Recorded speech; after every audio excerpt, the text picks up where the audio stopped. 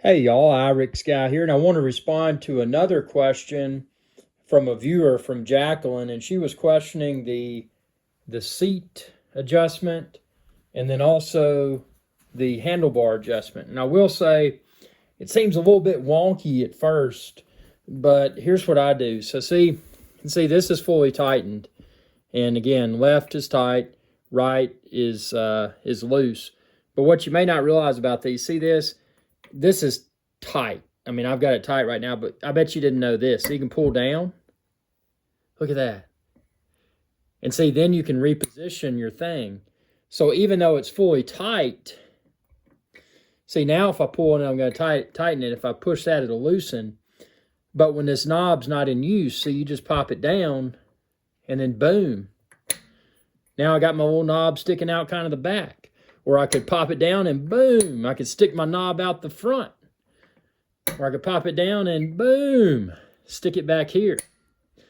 So wherever you stick it, see then you can tighten. So I could tighten from here, or I could pull this down, and I could tighten from here. Likewise, I could loosen from there. I'm not going to loosen it right now because I got my seat just like I like my sit my butt on it.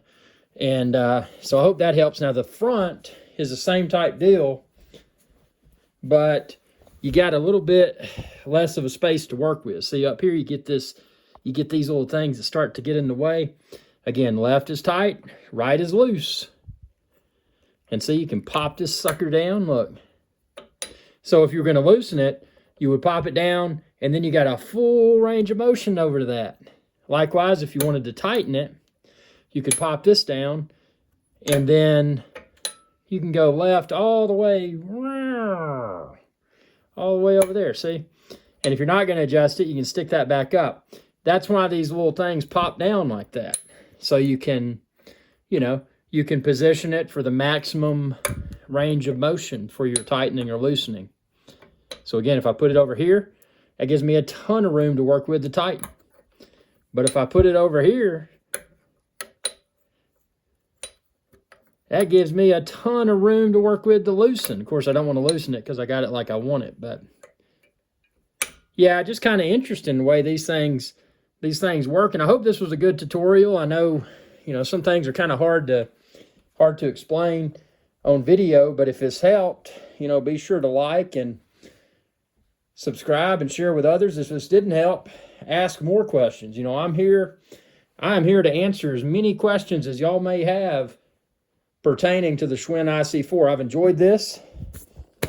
I'm still fat, but see, that's just my shirt. That's not my belly.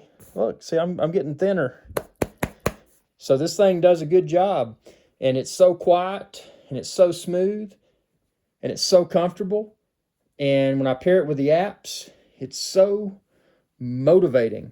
So tell me what you think, and if you're looking for the IC4, expand this video's description and then click the link there, and you can find where to order it. Also the shoes like I use.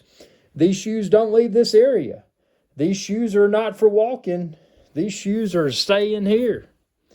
See how good those soles look? I love these things because I don't like clipless, because I've had an accident on a road bike and broke every bone in my right hand, my chin. I was bleeding. It was nasty. So I stopped riding those shoes that clip the pedals. But if you like those types of shoes, you can use those with this, no problem.